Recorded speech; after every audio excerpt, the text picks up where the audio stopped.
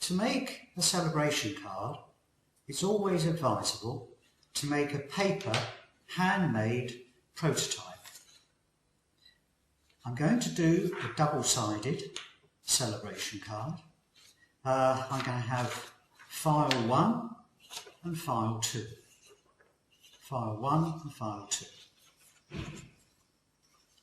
I'm going to make this card incorporating as many features as the software called Master Robo that I can. I'm first of all going to make a fold line on my card which is offset from the centre. Therefore we have this area exposed down here where I'm going to write my celebration statement, and I'm going to write happy birthday Giles. So I've put the statement that I want to make in a vertical way. I want to do that, so I want to introduce you to turning text. I'm going to cut an aperture out of the front, an ellipse, and that ellipse needs to be on centre line. So we've got to make sure it's on the centre line. And the reason for that is that, if it's going to come through as well like that, when we turn over, that hole has got to stay in exactly the same place. So therefore it needs to be on centre line.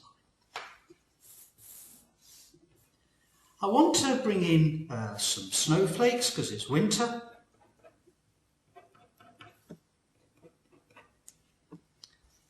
And I might well put some snowflakes on the inside of the card as well. I need to write, obviously, who it's from, at the bottom there, and as it's near Christmas, I'm going to put a Christmas tree. So this could equally be a happy Christmas card as well as a birthday card. So I'm going to put a Christmas tree there. And that Christmas tree needs to end up right in the centre of the aperture that I'm cutting. So we've got to make sure that that distance from there to the centre there is exactly the same as the distance from there to the centre of our aperture. To finish off my handwritten prototyping, I'm going to put on the back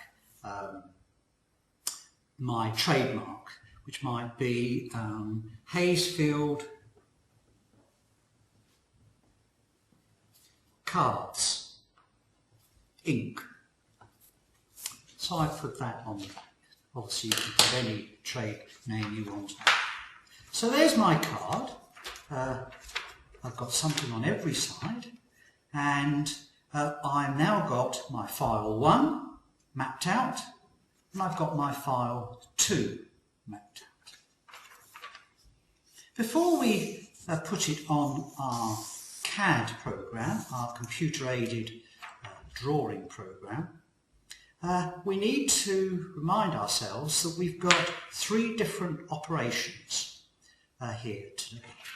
We've got a cutting operation, which is going to cut all the way through the outside shape.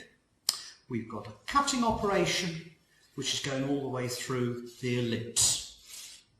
We've got a perforated line that we want to put down there, so we get a nice fold. And we've got graphics and text. So using a cutter, we're going to cut all the way through, and we're going to use the colour black on our screen to indicate we're going to cut a solid line.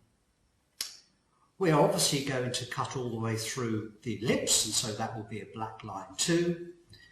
Our perforated line, though, it's got to be a different colour, and that's going to be red. And the final colour we use is when we use a pen in the Craft Robo machine to do our graphics and our text. And we use the colour blue for that.